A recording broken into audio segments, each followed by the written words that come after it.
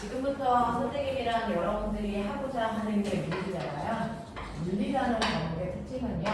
자, 지구상에 또는 우주에 있는 다양한 물질들이 가지고 있는 양들이 있어요. 물질들이 가지고 있는 다양한 양. 그거를 정확하게 측정하고 계산하는 과목이 물리입니다. 됐어? 그 물질들이 가지고 있는 다양한 양을 우리는 물리량이라고 합니다. 물리량을 계산하고 측정하는 과목이 물리죠. 그러니까 계산하고 측정해야 되니까 수학을 기반으로 할 수밖에 없어. 됐어? 네, 이런 것들이야. 근데 물질들이 가지고 있는 다양한 양에도요, 특성이 좀 있어요. 물질이 가지고 있는 이 다양한 물리량을 크게 두 가지로 나눈다면 여러분들이 중학교 때 지금 엄청 열심히 배우고 있는 물리량들이 있겠죠. 그 중에는 부피라는 것도 있고 질량이라는 것도 있고 농도라는 것도 있고 그 다음에 온도라는 것도 있고요. 지금 중학교 3학년 거를 배우셨다면 인과 에너지라고 하는 개념도 존재합니다. 됐죠? 이러한 양들은 단지 그 물질이 가지고 있는 크기의 정보만으로 100% 걔네들의 부피, 질량에 대한 정보를 100% 전달할 수 있어요. 크기만 가지고도. 그러니까 질량이 2kg야 이것만으로 그 물질의 질량에 대한 정보를 100% 전달하는 겁니다. 크기만으로 모든 정보를 전달할 수 있는 것들을 물리에서는 스칼라까지라고 합니다. 스칼라라고 한다. 근데 여러분들이 알고 있는 힘이라고 하는 거 아시죠? 힘이라고 하는 거, 내가 힘을 10을 줬어 라고 합니다. 이 물체한테 힘을 10을 줬는데 그 10이라는 힘을 오른쪽으로 준 거야? 왼쪽으로 준 거야? 그거에 따라 가라는 물체의 상태가 달라집니다. 운동 상태가 달라져요. 만약에 멈춰있는 물체한테 오른쪽으로 10N의 힘을 주면 얘는 오른쪽으로 가겠죠. 근데 왼쪽으로 똑같은 크기의 10N을 주면 얘는 왼쪽으로 갑니다. 되겠어? 이렇게 똑같은 크기의 10이라는 힘을 주더라도 어느 방향으로 주느냐에 따라 나타나는 효과가 전혀 다릅니다. 되겠어? 그래서 단지 크기만으로는 모든 정보를 전달할 수 없어. 방향까지도 집어넣어서 정보를 전달해야 되는 물리량이 존재한다는 거죠. 그래서 중학교 때는요, 크기만으로 정보를 전달하는 스칼라 값 위주로 물리를 배우셨다면 여러분들은 이제 크기만으로는 정보가 100% 전달되지 않아 방향까지의 정보도 전달해야 되는 물리량들이 존재한다는 걸 아셔야 되고요. 그거의 대표적인 건 중학교 때 배운 거 유일하게 힘입니다. 근데 고등학교 때는 방향의 정보를 가지고 있는 나머지 것들을 배우니 얼마나 많이 나오겠습니까? 대표적인 방향이라는 속도가 그렇습니다. 속도가 방향을 갖는 값이에요. 방향이 없는 빠르기는 우리가 속도라고 합니다. 이건 중학교 때 배웠죠. 얘하고 얘랑 다릅니다. 됐어. 이렇게 방향을 가지고 있는 아이들을 우리는 뭐라고 하냐면 벡터라고 합니다. 그래서 중학교는 스칼라에 익숙하게 공부를 했으니 이제 벡터라는 걸 배우셔야 됩니다. 그래서 벡터라고 하는 물리량에 대해서 집중적으로 쏟아져 나오는 게 물리학이고요. 그 중에서 오늘 배울 돌림님이 대표적으로 벡터입니다. 방향을 따지셔야 돼요. 자, 그러면서 여러분들 3 더하기 4가 얼마니? 이거 당연히 7이에요. 그쵸? 이건 스칼라 계산으로만 7입니다. 만약에 이게 3벡터와 4벡터를 넣으면 벡터 표시 이렇게 합니다. 대부분 안 합니다. 귀찮아서. 그래도 벡터는 벡터라고 이렇게 그냥 보시면 돼요. 자, 3벡터와 4벡터를 넣으면 이 값이 얼마입니까? 아시는 분? 이거 얼마입니까? 2에서 7 사이입니다. 1일 수도 있고 2일 수도 있고 3일 수도 있고 4일 수도 있어요. 됐어? 그래서 어떤 경우에 따라서 그 값이 얼마인지 정확하게 계산하셔야 됩니다. 이게 방향에 따라 크기가 달라집니다. 됐죠? 그래서 어떨 때 이 사이에 어떤 값이 나오는지 계산하는 거 이제부터 하겠다는 겁니다. 그래서 여러분들은 이제 벡터라고 하는 물리량이 있구나. 이건 스칼라와 좀 다르겠구나. 어떻게 계산하고 어떻게 다른지에 대해서 해보자. 이 얘기를 하는 겁니다. 됐죠? 그래서 벡터에 대해서 우리 같이 해봐요 라는 얘기죠. 그러면 물리량 중에서 벡터에 익숙해보자. 그거의 대표적인 게 중학교 때 배울 힘이라는 겁니다. 이겁니다. 그죠? 그러면 우리가 중학교 때 힘이라고 하는 걸 배웠는데요. 사실은 힘이라는 거 그 자체는 어떤 애예요? 라고 하면 어떤 물체가 있어? 그 물체한테 힘 줘? 그러면 힘을 받은 가라는 물체는 반드시 힘에 의해서 모양 또는 운동 상태를 변화시키는 그러니까 힘의 과학적 정의가 뭡니까? 라고 하면 힘은 물체의 모양 또는 운동 상태를 변화시킬 수 있는 유일한 능력이 힘입니다. 자, 그러면 예빈아, 힘 주고 있니 안 주고 있니? 안 주고 있어요. 왜요? 힘을 받는 모든 물체는요, 모양 또는 운동 상태가 변해야 합니다. 그래서 일상적인 용어와 과학적 용어가 다릅니다. 그래서 선생님이 이렇게 해서 손을 막 떨고 있으니까 힘 주는 거잖아요. 우리는 그렇게 얘기하잖아요. 근데 과학적으로는 힘을 안 줬다고 합니다. 왜? 힘을 줬으면 얘 뭔가가 변했어야 합니다. 모양 또는 운동 상태가 바뀌었어야 합니다. 근데 내가 힘을 준다고 해서 손을 막 떨고 있지만 얘는 아무것도 안 바뀌었잖아요. 그럼 과학적으로는 나는 힘을 안 준 겁니다. 이 물체는 힘을 안 받는 겁니다. 됐어? 네. 그래서 힘을 받았다라고 하는 거 어떻게 판단해? 이 둘 중에 모양이던 운동 상태는 뭔가가 변했어야 힘 받았다라고 판단한다. 이 과학적 정의예요. 변했어야 힘 받은 거다. 안 변하면 힘 안 받은 거다. 알겠습니까? 깔끔하게 끝납니다. 됐어? 고민할 필요 없어. 내가 손을 막 벌벌 떨든지 안 떨든지 상관없어. 자, 힘을 받고 있는 이 물체만 보면 돼. 얘가 뭐 변한 거 있어? 안 변했어? 그럼 힘 안 줄 거야. 알겠어? 이렇게 극단적으로 갑니다. 됐죠? 정확하게 객관적으로 기준이 있어야 되는데 여러분이 손을 떤다 안 떤다 이게 기준이 아니야. 이 새끼가 변해서 안 변해서 이게 기준이라고. 깔끔하죠? 됐어? 그래서 힘이라는 건 물체의 모양 또는 운동 상태를 변화시킬 수 있는 능력이기 때문에 변화가 일어나야 거꾸로 힘받았다라고 표현할 수 있다. 알겠습니까? 이렇게 되겠죠. 그래서 여러분이 초콜릿 같은 거를 부셔뜨렸어요. 힘 줬죠? 모양이 바뀌었으니까. 됐어? 또는 물체의 운동 상태를 변화시킬 수 있는 능력이라고 하는데 이 운동 상태 뭡니까? 라는 얘기죠. 됐어? 자, 어떤 물체가요? 실제로 지구상에 있는 물체는 두 가지로 나눕니다. 물체는 두 가지로 나누는데 시간이 지나서 같은 위치에 계속 머물러 있는 물체는 우리가 정지된 물체라고 합니다. 물체가 움직이지 않아 당연히 정지된 물체죠. 근데 자, 시간이 지나면 가라는 위치에서 나라는 위치로 움직여가는 아이들 있죠? 이런 애들을 물리에서는 운동하는 물체라고 하죠. 그러면 정지된 물체와 운동하는 물체 구별하지 못하는 사람 존재하지 않거든요. 됐어? 네, 보편적인 사람들은 멈춰있는지 가고 있는지 다 구분한단 말이야. 그럼 도대체 멈춰있다와 운동하고 있다의 차이점이 뭔데 그걸 내가 구분하고 있지? 그 차이점이 바로 움직이는 물체들은요 매 순간 어딘가를 향해 갑니다. 그래서 움직이는 물체들은 가고 있는 방향이 결정됩니다. 매 순간 방향이 바뀌어도 상관없어요. 움직이는 물체들은 무조건 그 순간 방향을 갖습니다. 그리고 또 하나 움직이는 물체는요 똑같은 거리를 지나가는데 걸리는 시간이 다릅니다.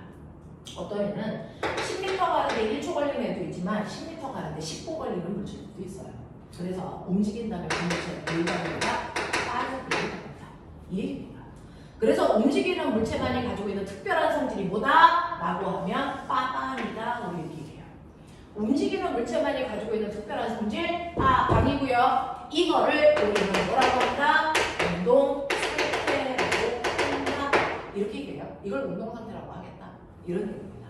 자, 그래서 운동 상태라고 하는 건 움직이는 물질들이 가지고 있는 특성 바로 빠방을 얘기해.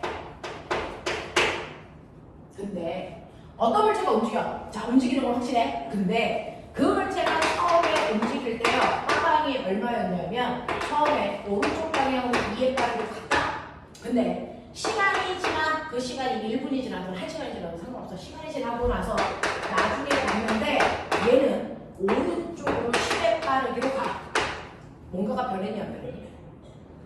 변했죠. 뭐가 바뀌었어요? 뭐가 바뀌었어요? 빠르기가 바뀌었습니다. 맞죠? 그럼 빠르기가 바뀌었다는 건 얘는 뭘 받았다는 얘기니? 힘 받았다는 얘기입니다. 알겠어? 힘 받았다는 얘기입니다. 그래서 얘는 가고 있는데 빠르기만 바뀌었어요. 네. 변했잖아. 힘 받았다는 얘기야. 그래서 또 오른쪽으로 2m/s의 속도가 가던 애가 나중에 됐더니 2m/s는 맞는데 갑자기 아래쪽으로 가요. 바뀌었니 안 바뀌었니? 바뀌었니 안 바뀌었니? 바뀌었어요. 뭐가 바뀌었어요? 방향이 바뀌었습니다. 두 번째, 방향이 바뀌었습니다.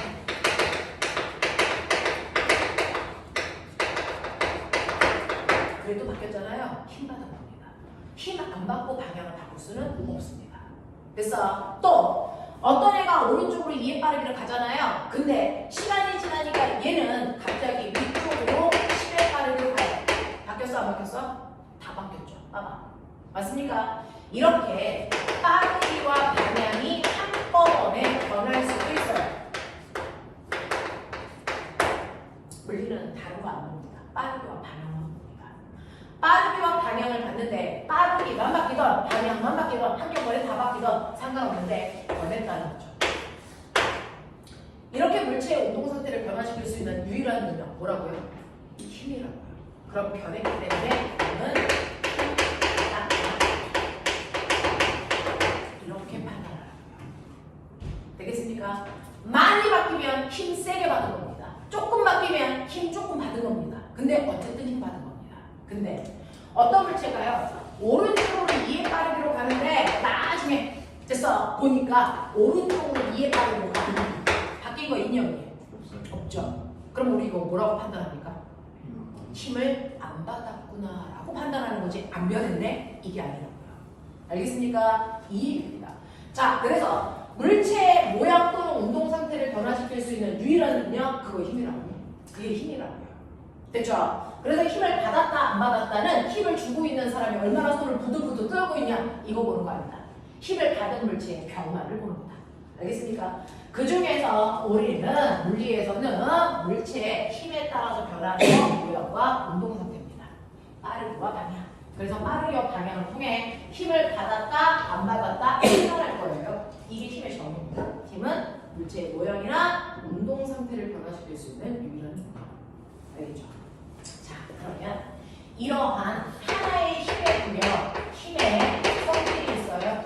이게 힘의 우리가 힘의 3요소라고 합니다.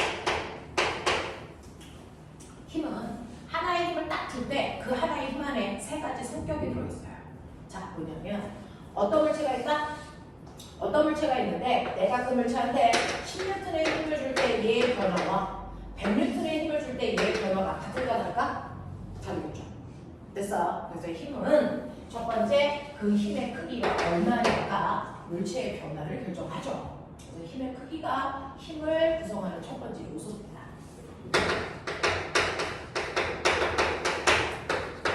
두 번째는요. 어떤 물체한테 힘을 주는데 자, 저는 첫 번째 오른쪽 방향으로 10N의 힘을 줘요. 그럼 얘는 오른쪽으로 가겠죠. 왼쪽 방향으로 10N의 힘을 줘요. 왼쪽으로 가겠죠. 그래서 힘은 두 번째 힘을 어느 방향으로 주냐라고 하는 힘의 방향이 두 번째 요소입니다. 자, 세 번째. 똑같이 이런 물체가 있어. 병이야. 근데 내가 위쪽에다가 10N의 힘을 주고 밀 거야. 얘 뭐하니? 넘어져.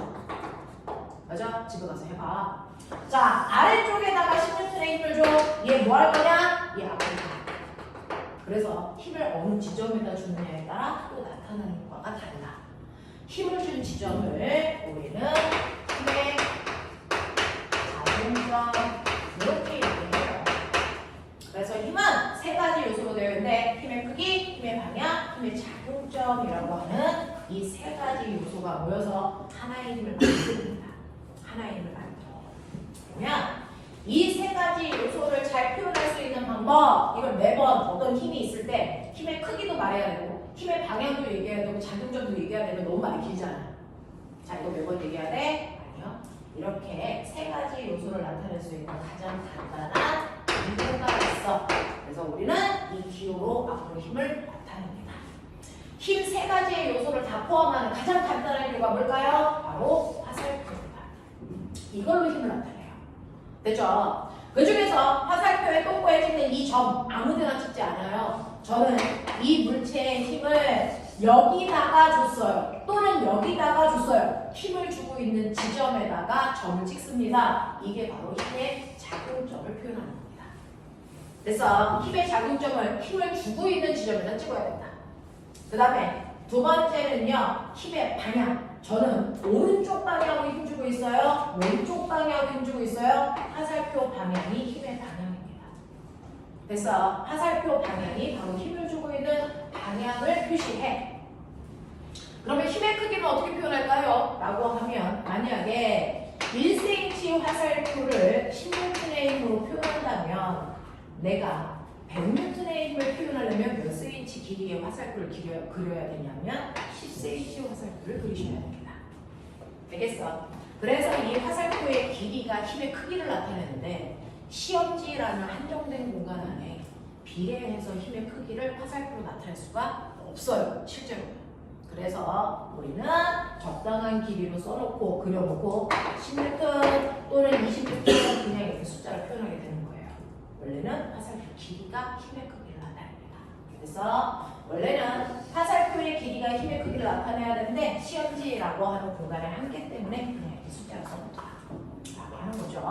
그래서 이 힘의 3요소를 화살표 하나로 깔끔하게 정리할 수 있어요. 이게 힘을 나타내는 방법입니다. 그러면 어떤 물체가 있어요? 어떤 물체, 가라는 물체가 있는데 이 물체한테요. 오른쪽으로 10N의 힘을 주고 있어요. A라는 힘. 자, 오른쪽으로 20N의 힘도 주고 있어요. B라는 힘. 자, 왼쪽으로 15N의 힘도 주고 있어요. C라는 힘. 그리고 비스듬한 방향으로 이쪽 방향으로 15N의 힘을 또 주고 있어요. B라는 힘. 이렇습니다. 원래요. 하나의 물체에 하나의 힘만 작용을 한다면 이 물체는 어느 방향으로 움직일지 우리가 정확하게 판단할 수 있어. 그죠? 그러니까 2kg짜리 물체한테 오른쪽으로 힘을 주면 얘는 오른쪽으로 변화량이 생길 거야. 힘 때문에. 맞아? 네, 깔끔하게 생각할 수 있는데 이렇게 실제로 우리 공간에 있는 물체들은요. 물체 하나에 하나의 힘만 작용하는 게 아니고 이렇게 다양한 방향으로 다양한 크기의 힘들이 한꺼번에 작용해. 그러면 얘는 어느 쪽으로 변해? 얼마만큼의 힘을 받아도 변하는 거야? 이거 알고 싶잖아요. 됐죠? 이렇게 여러 개의 힘을 동시에 받을 때는 이 여러 개의 힘을 합성해 하나의 힘으로 표현합니다. 이거를 결국은 그려보면 얘는 이쪽 방향으로 15N의 힘을 받는 효과가 나타나요. 그래서 여러 개의 힘을 합해 하나의 힘으로 만들어내야만 물체가 어느 방향으로 변할지를 예측할 수 있죠. 이 여러 개의 힘을 하나의 힘으로 만드는 걸 힘의 합성이라고 합니다. 힘을 합성하세요 라고 하는 거 여러 개의 힘을 하나의 힘으로 표현하세요 이 뜻입니다. 됐죠? 그래야 이 물체가 어느 방향으로 얼마만큼 바뀔지를 예측할 수 있어요. 그 하나의 힘으로 표현했을 때 나타나는 하나의 힘을 우리는 뭐라 그런다? 바로 A, B, C, D에 뭐라고 합니까? 바로 힘의 협력이라고 옛날에는 얘기했고요. 요즘은 이 여러 개의 힘의 알짜 힘이라고 표현하고 있는 추세야. 근데 선생님들이 이 용어들을 막 섞어서 쓰니까 두 개 다 기억하자. 여러 개의 힘을 합성해서 하나의 힘을 만들었을 때 그 하나의 힘을 우리는 힘의 합력 또는 알짜 힘이라고 표현한다. 자, 그러면 이 힘이라고 하는 벡터를 어떻게 합성해야 되지? 얘네들은 왜 더했더니 이 모습이 나와? 왜 이 크기가 나와? 그래서 네, 그 과정을 보여드리려고요. 이게 벡터를 다루는 방향입니다. 선생님은 힘으로 설명하지만 사실은 병리도 속도도 힘과 똑같이 앞으로는 합성할 수 있습니다. 벡터들은 다 이렇게 계산하는 겁니다. 보여드릴게요. 자, 여러분들이 보시는 것처럼 지금 가라는 물체에 4개의 힘이 작용하고 있어 하나의 힘으로 만들어 정말 그게 비스듬한 방향으로 15N의 힘인지를 알아맞혀 볼게요. 그걸 만드는 과정을 보여드릴게요. 자, 그 중에서 첫 번째 A라고 하는 벡터와 B라고 하는 벡터를 합성해주세요 라고 표현합니다. 그래서 자, A와 B를 합하면 얼마의 힘이야? 라고 합니다. 자, 이때 A와 B의 두 힘은 어느 방향으로 작용하는 두 힘이냐면 같은 방향으로 작용하는 두 힘이야. 같은 방향으로 작용하는 두 힘을 합성해주세요 라고 그대로 하셔도 돼요. 얘는 10N이고 얘는 20N이니까 이 둘을 합하면 바로 30N이라는 힘과 같은 효과야. 그 효과가 어느 방향으로 나타나? 라고 하면 얘네들과 같은 방향으로 나타나. 그러니 굳이 이렇게 화살표 4개 그릴 필요 없죠. 이거 2개 줄여서 하나로 나타낼 수 있어요. 자, 이 둘을 줄여 오른쪽 방향으로 30N의 발표라는 힘이 작용해. 그래도 아까와 같은 효과입니다. 되겠죠? 이렇게 같은 방향일 때는 정말 2개의 힘을 더해서 그 방향으로 합력이 작용한다라고 보셔도 된다. 됐습니까? 그래서 같은 방향 그냥 더해? 그렇게 생각하시면 되죠. 자, 그럼 2가지. F라는 힘과요, 저기에 있는 C라는 힘을 합성해 달래요. 라고 하는 서로 반대 방향으로 작용하는 힘이 있어요. 이것도 더해달라요. 합성해 달래요. 어떻게 합성할까요? 라고 하는데 반대 방향일 때는 무조건 큰 힘에서 작은 힘을 빼셔야 합성하는 겁니다. 큰 힘에서 작은 힘을 빼셔야 합성하는 거예요. 됐죠? 자, 여기서는 F의 힘이 30이고 C의 힘이 15니까 30에서 15를 빼셔야 된다고요. 그래서 30에서 15라는 힘을 빼야 두 힘을 합성하는 겁니다. 그러면 얼마? 15N이라는 힘이 나옵니다. 그러면 15N이라는 힘이 어느 방향으로 작용해요? 힘은 방향도 중요하잖아요. 무조건 큰 힘 방향으로 작용해요. 그래서 이 2개의 힘 따로따로 그릴 필요 없이요. 이 둘을 합성해서 오른쪽 방향으로 15N의 힘이 작용해 라는 다시 힘으로 바꿔놓으면 이 두 힘 안 그려도 됩니다. 같은 효과가 나타납니다. 됐죠? 그래서 아까는 화살표가 4개 있었는데 합성하고 합성하니까 화살표가 점점 줄어들죠? 힘이 같다는 식으로 해주시네요. 됐어? 자, 이런 식으로 힘을 합성하는데 같은 방향일 땐 더하는 게 합성하는 거고요. 반대 방향일 땐 빼는 게 합성하는 겁니다.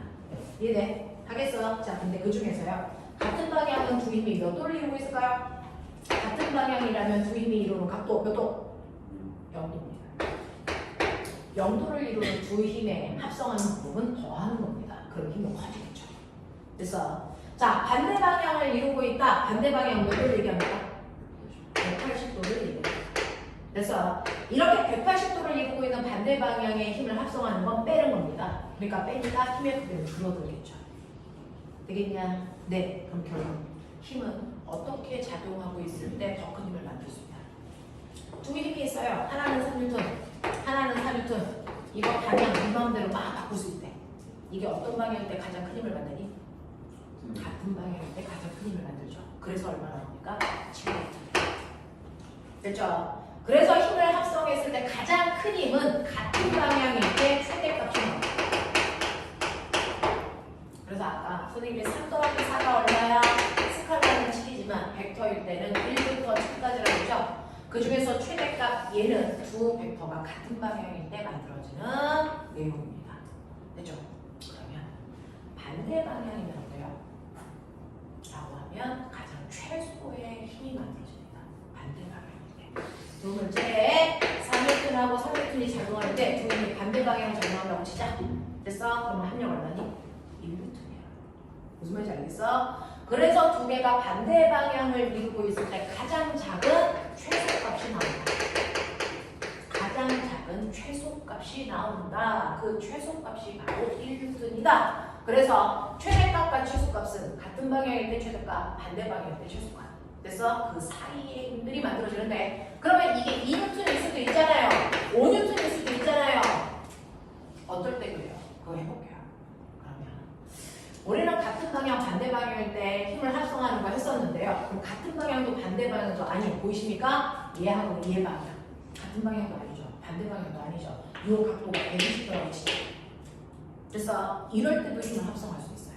자, 그럼 같은 방향도 반대 방향도 아닐 때를 우리 통칭해서 뭐라고 하냐면 비스듬한 방향이라고 표현합니다.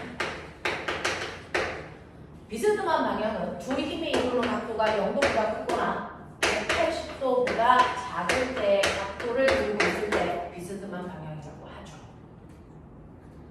그러면 이때 힘의 크기 어떻게 되는지 일단 느껴보고 합성하는 방법 보여드릴게요. 여기 4N이라는 힘이 작용하고 있네요. 이런 식으로요. 자, 여기 3N이라고 하는 같은 크기의 힘이 이렇게 작용하고 있고요. 3N이라는 힘이 작용하는데 3N이 이런 식으로 작용하고 있다고 치자. 이런 식으로 작용하고 있다고 치자. 비스듬한 방향 맞죠? 요 각도 30도, 이 각도 60도, 이 각도 90도, 이 각도 120도 이런 식으로. 그죠? 똑같이 여러분들이 보시는 4N과 3N의 두 힘이지만 두 힘이 이루는 각도만 달라. 그랬을 때 합력은 당연히 다릅니다. 그럼 이제 추론해 보십시오. 추론해 보십시오. 1번, 2번, 3번, 4번 이 네 가지 경우 중에 어떤 경우일 때 합력이 제일 클까요? 1번입니다. 그 다음 2번, 3번, 4번 이렇게 만들어집니다. 됐어? 왜? 아까 얘기했죠. 같은 방향일 때 최대값이 되고 반대 방향일 때 최소값이 된다는 건 같은 방향에서 두 힘이 이루는 각도가 커지면 커질수록 합력이 뭐 해주고 있다는 거야? 작아지고 있다는 얘기야. 됐어? 그래서 중간에 사이값만 보더라도 이 네 개 중에서 누구의 합력이 더 클지를 예측할 수 있어요. 사이값이 작을수록 합력을 크게 만들어줍니다. 벡터들은. 알겠습니까? 자, 그러면 이 중에서 저는 누가 더 크다가 아니고 얼마인지 계산해 주세요. 실제로 얼마인지 계산해 주세요. 저도 계산할 수 있어요. 얼마게요? 이거 5예요. 이게 5예요. 왜요? 라고 하면 이렇게 비스듬한 방향으로 작용하는 그림이 있다고 치자. F1, F2. 이 두 힘의 합력 어떻게 구하냐면요. 합력 구하기 전에 F1과 F2의 두 개의 작용점 동고 맞춥니다. 동고를 맞춰놓고 이렇게 그려놓고요. 자, 이 두 변을 이용해서 평행사변형을 그립니다. 그러니까 F2 끝에다가 F1과 평행하게 같은 길이로 F1을 또 그리는 거야. 됐죠? 그 다음에 F1 끝에다가 F2와 평행하게 똑같은 크기로 또 그린 겁니다. 그럼 평행사변형 나오죠. 그랬을 때 원래 두 힘의 작용점에서 대각선을 그리세요. 이게 합력 방향입니다. 원래 작용점에서 대각선의 방향으로 화살표를 그리시면 이게 합력 방향입니다. 그래서 이 두 힘의 합력은 이 방향으로 작용합니다. 그리고 합력의 크기는 이 대각선의 길이입니다. 되겠니? 이렇게 가. 그럼 요거 90도라 했죠. 요걸로 평행선을 그리죠. 그랬을 때 여기서 대각선을 그리면 이게 합력의 크기라 그랬죠. 근데 잘 보시면 평행사변형이니까 여기도 90도. 요거 3. 그럼 보면 요것만 잘라서 보면 우리 익숙해. 얘 누구니? 네, 비타죠. 직각삼각형. 되겠니? 여기가 3, 여기가 4. 3대 4대 뭐냐? 됐죠? 이렇게 나온다고요. 이렇게 나온다고요. 그래서 비스듬한 방향으로 힘이 작용할 때요. 이 비스듬한 방향의 합력을 구하는 우리가 평상시에 많이 쓰는 방법이 평행 사변 형법입니다. 됐죠? 평행 사변 형법을 이용해서 쓰는데 대부분 피타가 나오게 합니다. 그래서 직각삼각형의 세 변의 성질 관계를 가지고 합성해서 힘의 크기가 얼마인지 구할 수 있어요. 대부분 특수각밖에 안 나옵니다. 됐죠? 네. 그래서 3대 4대 5 이용해서 5N이야. 방향이 어디야? 다 구할 수 있어. 그럼 얘도 평행사변형 그리자. 직각은 아니잖아. 이렇게 배워주시겠지? 원래 두 힘의 작용점에서 화살표 길이가 합력이야. 이 길이보다 이 길이가 길어. 무슨 말인지 알아? 그래서 합력이 더 커. 근데 이 크기는 얼마야? 그건 구해봐야죠. 얘는 피타가 아니라서 계산해야 됩니다. 자, 피타일 때는 여러분들이 특수각을 이용해서 하시면 되는데 평행사변형을 그려도 이 길이가 얼마인지 계산이 안 되네? 자, 이럴 때 여러분들이 합성하는 두 번째 방법이에요. 이거는 고등학교에서도 씁니다. 됐죠? 근데 두 번째 방법은 일반고나 가사고나 안 씁니다. 물리 올림피아드 정도 들어가면 써요. 일반 문제에서 씁니다. 라고 하는 자, 이건 유도해봐 드리고요. 됐죠? 네, 이건 듣고 나서 이해가 안 되면 버리시면 됩니다. 됐죠? 그냥 이런 게 있어 라고 한번 소개해 드릴게요. 자, F1이라는 힘이 있고요. 자극점 맞춰서 F2라는 힘도 그렸어요. 두 힘 사이에 이루는 사이각은 세타라는 각도입니다. 그러면 합력을 구하기 위해서 평행사변형 그리라고 했으니까 얘하고 평행하게 여기다 그립니다.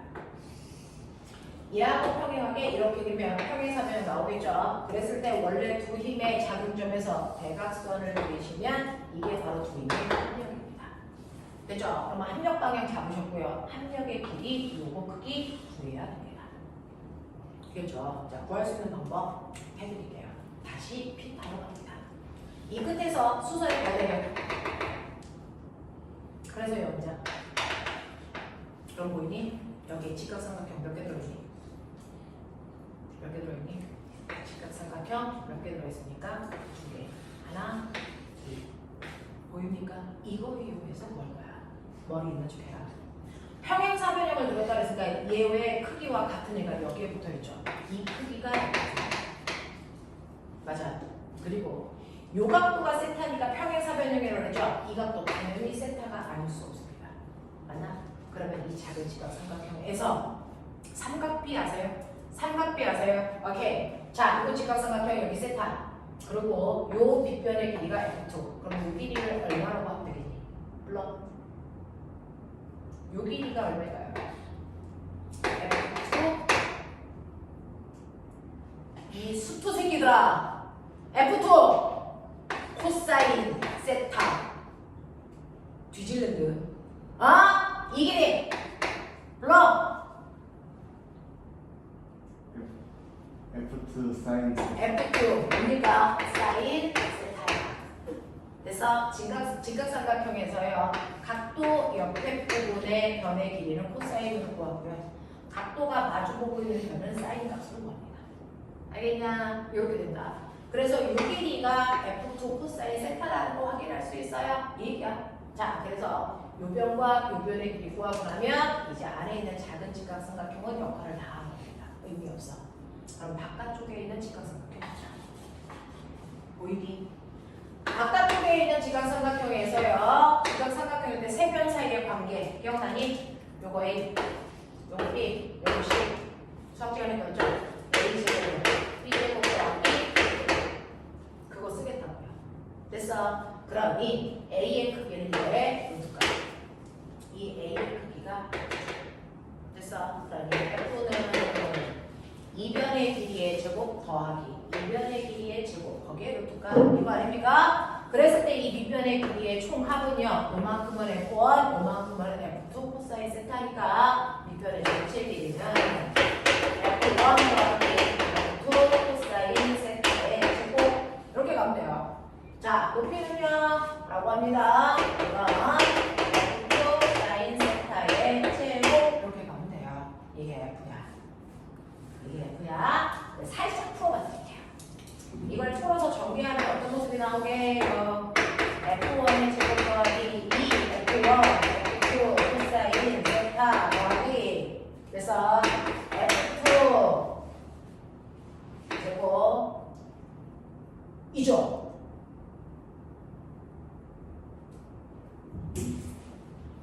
F2 제곱 코사인 제곱 세타 이렇게 되죠? 됐죠? 네. 그 다음에 이걸 제곱하시면 뭐가 나옵니까? F2 제곱 사인 제곱 세타 이렇게 나와요. 되죠? 저 맞게 정리하고 맞죠? 네. 자, 그랬을 때 눈 있는 척 해. 뭐 보여? 뭐 보여? 이거 웃겨. 맞아?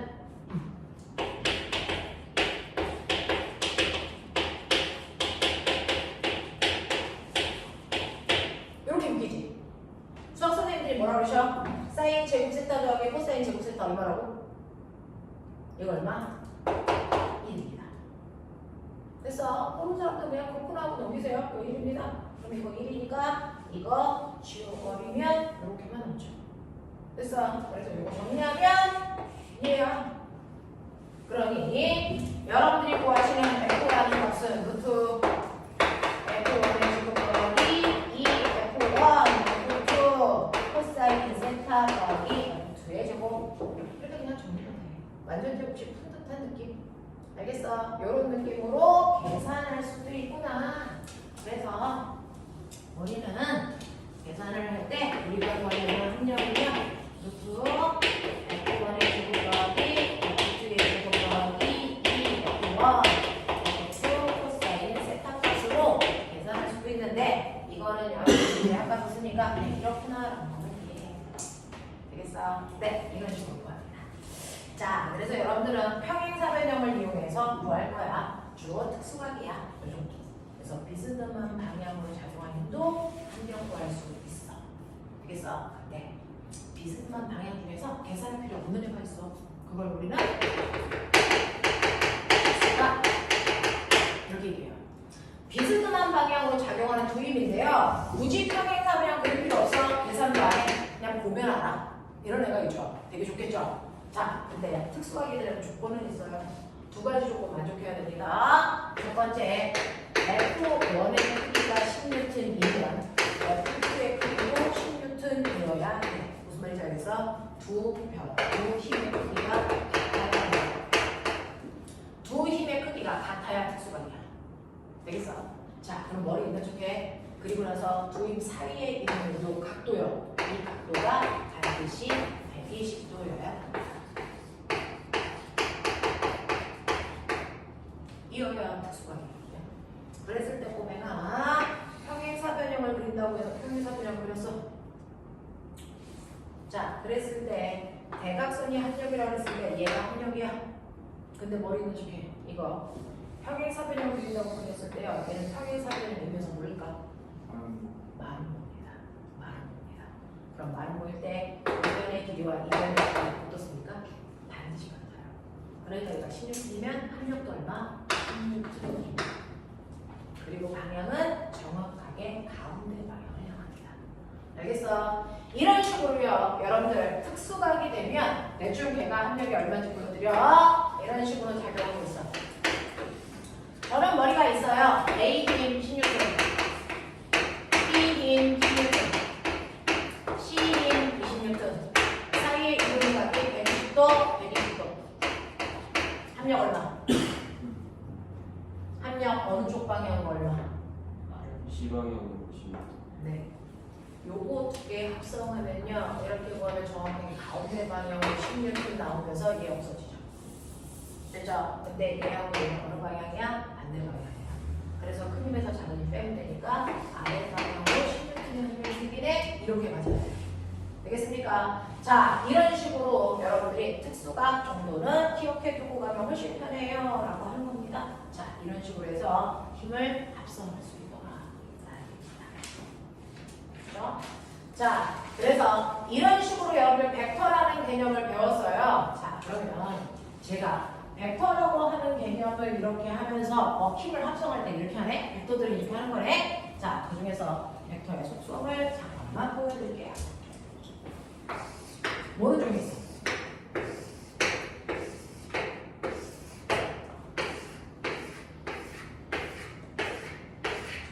자, 그 중에서 A 벡터가 있어. 이게 A 벡터. B 벡터가 있어. 아니야. C 벡터도 있어. D 벡터도 있어. 되겠어? 자, 이 중에서요. 저는 A 벡터와 반드시 같은 거 찾아보세요. A 벡터와 같은 거 뭘까요? D 벡터입니다. A 벡터와 D 벡터 똑같습니다. 왜? 벡터는요. 평행 이동 가능합니다. 그래서 겹치면 같은 겁니다. 알겠어요? 그래서 A 벡터와 B 벡터, D 벡터는 같다. 알겠습니까? 이렇게 보셔야 됩니다. 이거 같은 겁니다. 벡터는 평행 이동할 수 있습니다. 자, 그 다음에 저는 A 벡터와 B 벡터를 무조건 같게 하고 싶어요. 방법. A 벡터의 크기를 어떻게 하면 되니? 2배 늘려. 이렇게 합니다. 됐어? 몇 배라는 건 여러분들 산수에서 배운 것처럼 하시면 돼요. A 벡터의 크기를 2배 하면 B 벡터랑 같아지죠. 또는 A 벡터는 B 벡터의 2분의 1의 크기야. 이렇게 쓰시면 돼요. 되겠어? 네, 이게 같다라고 하는 표현이 가능하다. 자, 근데 저는 A 벡터와 C 벡터를 무조건 같게 하고 싶어요. 방법. A의 마이너스 1을 어떻게 하면 될까요? A 벡터와 C 벡터를 같게 하는 방법은 둘 중에 하나의 방향을 정반대로 뭐 하면 되니? 바꿔. 알겠어? 정반대로 방향을 바꾸면 돼요. 그러면 방향을 정반대로 바꾸라는 표현을 어떻게 할까요? 물리에서는 방향을 정반대로 바꿔요 라는 표현을 마이너스 붙입니다. 그래서 마이너스라고 하는 표현을 이제 머릿속에 넣으셔야 되는데 근데 수학에서 플러스와 마이너스는 크게 얘기하죠. 그러니까 플러스 2하고 마이너스 5가 있으면 누가 더 커? 얘가 훨씬 커. 이렇게 얘기하잖아요. 됐죠? 그래서 수학에서는 플러스와 마이너스는 크기를 표현하는 기호로 씁니다. 물리에서는 플러스와 마이너스는 방향을 나타내는 기호입니다. 방향을 나타내는 기호입니다. 그래서 플러스 방향은 오른쪽으로 2의 빠르기로 가고 있는 어떤 물체를 나타낸다면 얘는 어느 쪽? 왼쪽 방향으로 5의 빠르기로 가고 있는 어떤 물체의 빠르기를 표현하는 기호입니다. 그래서 플러스와 마이너스는 물리에서는 크기가 아니고 방향을 나타내는 속성을 가지고 있다. 그 중에서 마이너스는 플러스와 정반대 방향을 얘기한다. 알겠습니까? 그래서 마이너스라고 하는 기호는 방향을 정반대로 바꿔요 라는 뜻이야. 그래서 C벡터의 방향을 정반대로 바꾸시면 A 벡터와 같은 벡터가 됩니다. 이런 느낌. 되겠습니까? 그래서 마이너스는 방향을 정반대로 바꿔요 라는 뜻입니다. 되겠어? 벡터 이렇게 나옵니다. 이렇게 나옵니다. 그래서 마이너스의 의미가 뭔지도 보고 가자. 자, 그러면 이런 식의 벡터들이요. 하나의 물체에 작용할 때 그 물체에 작용하는 여러 개의 힘을 하나의 힘으로 만드는 여러분들은 지금 벡터를 합성하는 과정을 했어요. 같은 방향일 때 더해, 반대 방향일 때 빼, 비스듬한 방향이면 평행사변형 그려. 알겠습니까? 네. 자, 여러 개의 힘을 하나의 힘으로 만드는 벡터 합성했어요. 합벡터. 되겠어? 자, 그러면 거꾸로요. 여러 개의 벡터가 이렇게 작용하고 있을 때 F1, F2에 합성해주세요. F1이라는 힘하고 F2라는 힘을 넣어주세요. 그랬을 때 F는 얼마입니까? 그럼 비스듬한 방향이니까 평행사변형을 그랬을 때 대각선 방향이 합벡터야. 그래서 F1고 하는 거 되겠습니까? 하겠습니까? 오케이. 근데 저는 이거 어떻게 배웠어요? 중학교 1학년 때 배웠습니다. 여러분들 교과서 개편돼서 이거를 여러분들 고등학교 때 배우지만 원래는 교재 개편되기 전에 이거 중학교 1학년 때 배웠습니다. 중학교 1학년 때 배웠던 얘기들을 여러분들은 지금 중2 때 배우는 중입니다. 원래는 중1이 했었어요. 그죠? 그러면 여러 개의 벡터를 합성해서 하나의 벡터로 만드는 걸 벡터 합성이라고 한다면 거꾸로가 가는 거죠. 하나의 벡터를 여러 개의 벡터로 분리할 수도 있네요. 됐어? 네. 그걸 우리는 벡터 분해라고 합니다.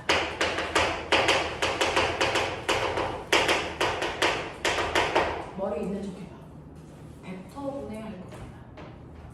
자, 하나의 벡터가 이런 식으로 작용을 할 때요. 이거를 내가 원하는 방향의 두 개의 힘으로 나눌 수가 있어요. 자, 우리는 보편적으로 X축과 Y축으로 나눕니다.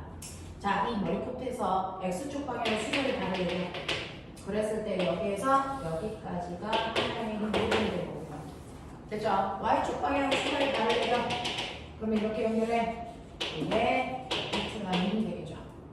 거꾸로 얘기하면 이 두 힘이 있었는데 이 두 힘의 평행사변형 그렸을 때 얘가 되겠습니다는 얘기죠.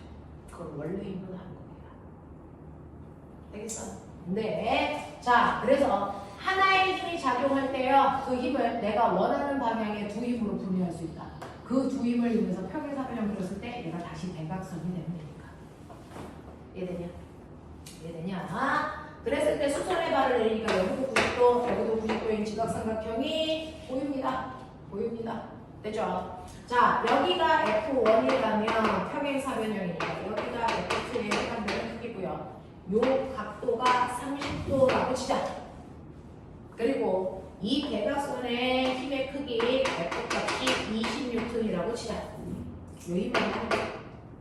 왜? 요 힘은 얼마니?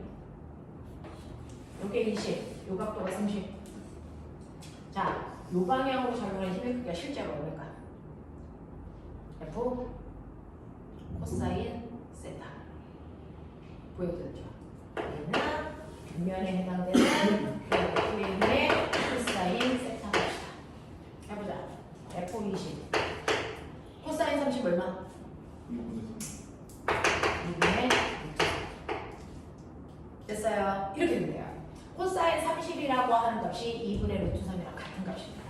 됐죠? 그래서 여기서는 10루트 3이 오른쪽 방향을 작용하네? 이런 뜻이야. 되겠어? 네. 그러면 요 힘의 크기는 얼마입니까? 이게 바로 이거죠. 이거 어떻게 구한다고요?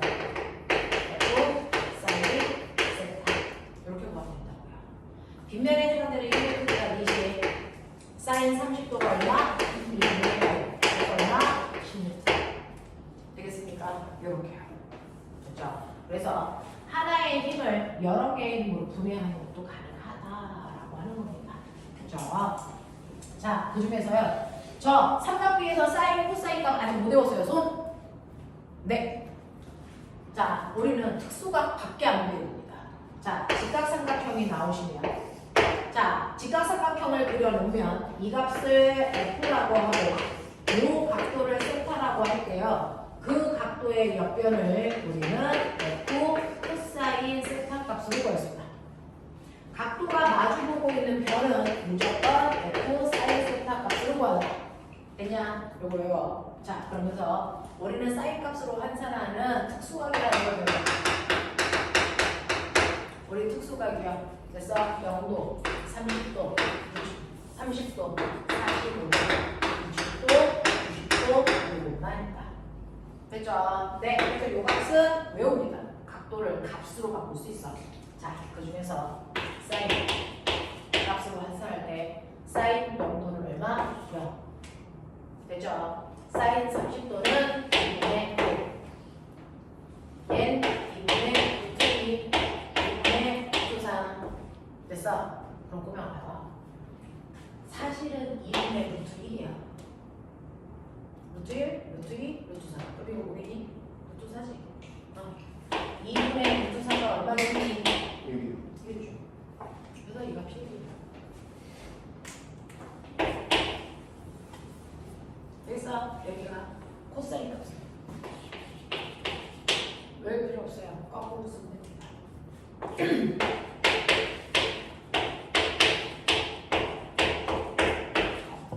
그냥 사인 거꾸로 쓰면 코사인입니다. 되겠죠? 이걸 특수각이라고 합니다. 이 정도만 기억하고 오시면 물리 1, 2 다 풀어요. 물리 1, 2는 미적으로 풀지 않습니다. 삼각비를 풉니다. 이것만 기억하면 돼요. 알겠어? 그래서 가끔가다 어머니들이 우리 아이는 아직 미적을 안 했는데 문토할 수 있어요? 네, 삼각비만 하고 있으면 됩니다. 미적 필요 없습니다.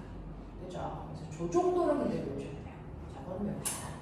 그죠? 그래서 어디가 사인이고 어디가 코사인이고 그 다음에 특수각이 어떻게 되는지.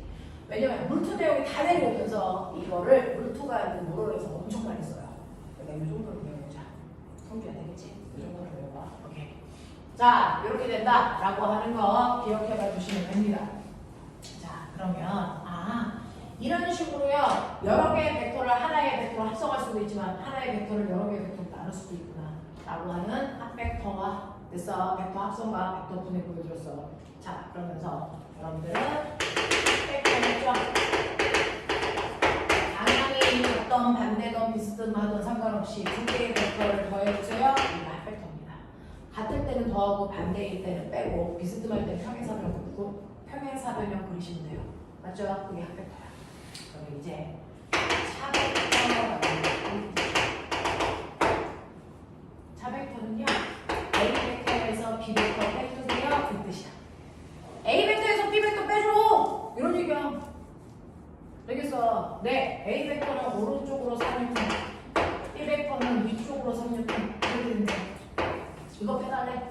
이거 A 벡터, 이거 빼 B 벡터. 이거 무슨 말일까? 이거요. 우리 수학 시간에 정수 시간에 나오죠. 이거 뭡니까? A 벡터에서 B 벡터의 방향을 정반대로 바꿔서 더해. 이 뜻입니다. 하겠냐? 이 얘기야. 되겠지?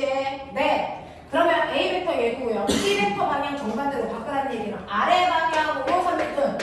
이렇게 하면 돼. 그거 더하라는 얘기야. 비스듬한 방향이니까 평행사변형 그렸을 때 이쪽 방향으로 합력이 작용하죠? 몇 뉴턴? 몇 뉴턴이냐?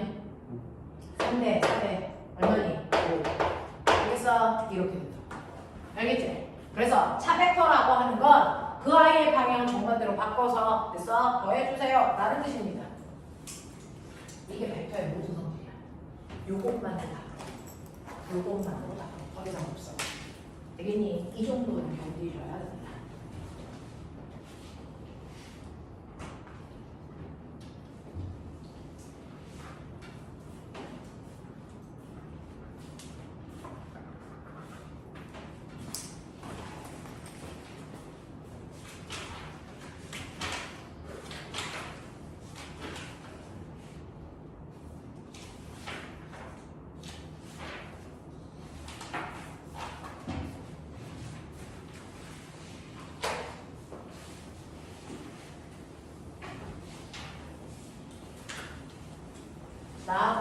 컴퓨터하고 연산 게임하면 누가 이길까? 뭘 생각을 해? 나하고 컴퓨터하고 연산 게임하면 누가 이기니? 당근 컴퓨터가 이겨. 왜 이길까? 왜 이기지? 걔가 선생님을 컴퓨터가 더 똑똑해서요. 똑똑하다라고 하는 게 뭘까? 더 정확도가 높다라는 거 빨리 한다는 얘기지. 그럼 걔는 왜 정확도가 높고 빨리 할 수 있을까? 걔는 단순해서 그래요. 컴퓨터가 우리를 이기는 이유는 딱 하나밖에 없습니다. 단순하기 때문에 연산 속도가 빠르고 정확합니다. 왜요? 컴퓨터는 병신이죠. 걔가 쓸 수 있는 언어는 두 개밖에 없어요. 뭐? 0, 1. 이진법이야. 걔는 어떤 걸 너네가 입력해도 모든 것들을 0과 1로 해석해버려. 요거 두 개 단어밖에 쓸 수 몰라. 아무리 복잡한 연산도 0과 1로 바꿔서 하니까 오차가 없죠. 정확하죠. 근데 너네는 너무 많은 숫자를 쓰는 거야. 우리 뭐 씁니까? 0, 1, 2, 3, 4, 5, 6, 7, 8, 9 이 숫자의 조합을 쓰기 때문에 복잡한 거야. 그래서 오류가 발생하는 거야. 알겠어? 그러면 우리도 정확하고 빠르게 하려면 어떻게 하면 돼? 단순화시키면 돼. 알겠냐? 복잡한 문제를 빨리 푸는 방법은 복잡하게 푸는 게 아니고 단순하게 하는 거거든요. 이게 물리의 색깔을 보여드립니다.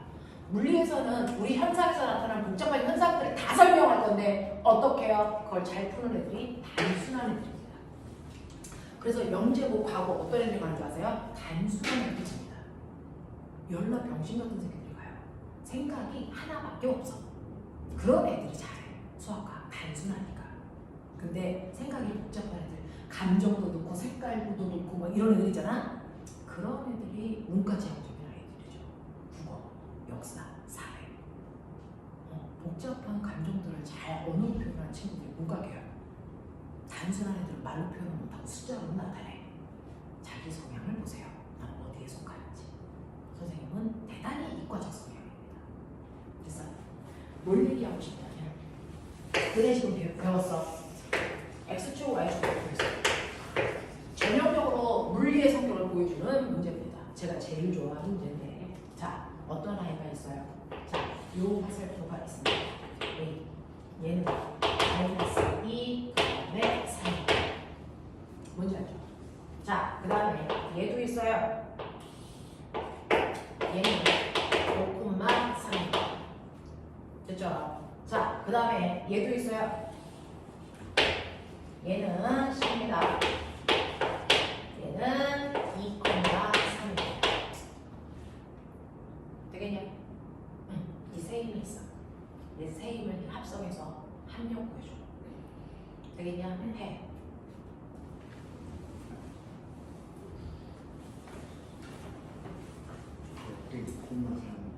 와? 2,3이야. 아, 왜 가만히 있어? 선생님. 뭐? 3일호 문제인 줄 알았죠. 맞죠? 어떻게 저기 찾기가 있었어요? 오, 성주 좌표 읽을 수 있어?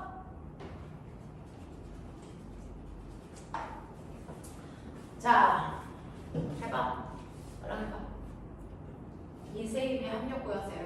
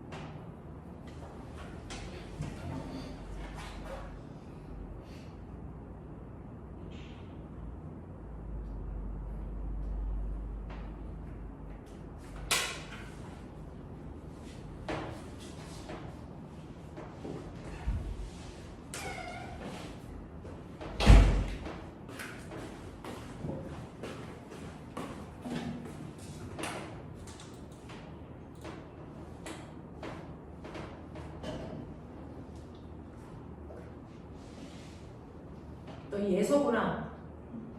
예서야 단말해. 얼마? 루트 33? 34? 내가 이렇게 어려운 숫자를 너한테 물어본 거였어? 또요! 이 숫자가 아니야? 이 새끼들 눈동자 나왔나? 얼마 나와? 너도 이렇게 나왔어? 또! 다 이렇게 나와? 그러면 이게 답이 아니면 너네 보면 다 남는다. 치면 된다. 자, 우리요. 이거 합성하라고 그러면 여러분들 어떻게 했는지 쓱 지나가면서 볼까요? 뭐야? 풀이 과정이 없어.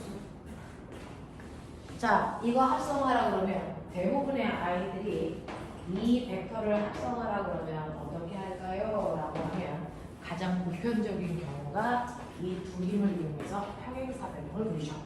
그렇죠? 얘하고 얘를 이용해서 평행사변형을 그리시면 이쪽 대각선, 얘하고 얘의 평행사변형을 그려서 이쪽 대각선 이렇게 구합니다. 됐죠? 이게 열나 복잡한 사람들이라는 생각입니다. 컴퓨터를 어떻게 합니까? 단순화시켜야죠. 어떻게 단순화시킵니까? 라고 하면 A라는 힘, B라는 힘, C라는 힘이 결국은 X축 방향과 Y축 방향으로 힘을 분해할 수 있죠. 됐죠? 네. 그러면 얘는 X축 방향으로 분해하면 요 크기가 얼마니? Y축 방향으로 분해하면 요 크기가 얼마니? 3. 그래서 얘는 X축 방향이 얘는 3.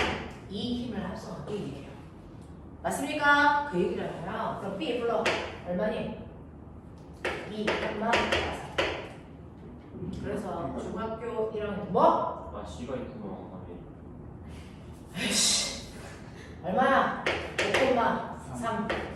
얘 얼마? 2,3. 그래서 우리 수학 시간에 좌표 쓰면 그 좌표가 하나의 화살표를 벡터 분해한 겁니다. 그게 좌표예요. 되죠? 그랬을 때 이거 합성해 주세요 라고 했을 때 합성하는 방법 X축으로 X축끼리 합성합니다. 보이세요? 됐어. Y축은 Y축끼리 합성합니다. 얼마? 3. 그래서 이걸 합성한 하나의 힘은요. 여러분들 보시는 것처럼 X축으로는 5만큼 Y축으로는 3만큼간 이 두 개의 화살표의 평행사고요. 요게 바로 합력 방향이에요. 됐어. 그랬을 때 합력의 크기는요. 여러분들 이거 직각삼각형 피타잖아요. 됐죠? 그래서 5, 25가 3, 4 정도 되겠니? 그래서 이거 얼마나 하니? 34 이렇게 구하는 거야.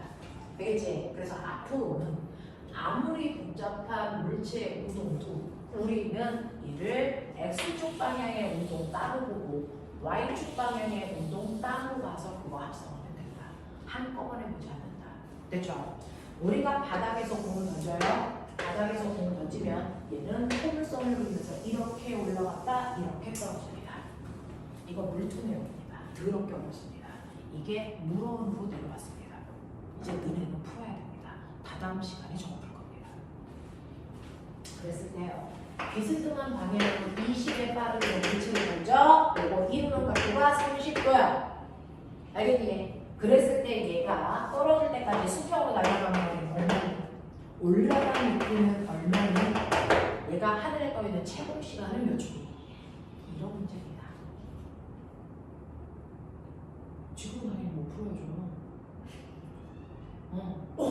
잠깐 벡터 배우고 이거 다 풀어요. 우리나라 학원 다 굶어 죽습니다. 못하는 게 당연한 겁니다. 됐죠? 자, 보면 비스듬한 방향으로 20에 빠르기로 던져. 됐어? 이거 똑같죠? 수평 방향 빠르기와 수직 방향 빠르기를 합성하면 됩니다. 맞냐? 응. 그렇다면 수직 방향, 수평 방향 빠르기가 얼마일까요? 요거 이렇게 해서 평행사변형 그리면 직각삼각형일 것이죠? 맞냐? 요거 얼마냐? 20 곱하기 각도 옆에 변은 뭐라고? 코사인 세타. 코사인 30. 코사인 30이 얼마? 2분의 루트 4.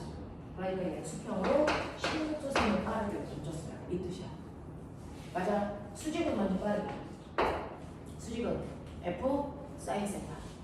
맞아. 그럼 얼마입니까? 10에 빠르기로 던졌어요. 이 뜻이야. 맞냐? 그래서 이거 가지고 따로 해석하시면 이거요. 앉은 자리에서 30초도 안 돼서 저거 답 나와요. 제 하늘에 떠 있는 시간 2초입니다. 2초 동안 날아간 거리 20m 3입니다. 되냐? 올라간 높이 5m 올라갔습니다. 저건 암산으로도 볼 수 있습니다. 복잡한 문제 아니야. 지금 처음 배워서 그래. 뭘 어떻게 해야 되는지 모르잖아. 근데 이렇게 벡터 분해해서 포물선 운동을 해석하죠. 포물선 자체라는 운동은 존재하지 않습니다. 물리는 그렇게 풀지 않습니다. 됐어? 그래서 물리 문제는요. 단순화시켜서 풀면 된다. X축과 Y축을 단순화시켜서 풀면 된다. 그게 바로 벡터 분해의 힘이다.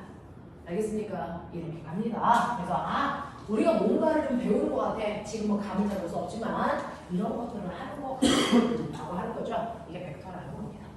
되겠어? 대충 그림 잡아? 오케이. 10분만 쉬었다 할게요.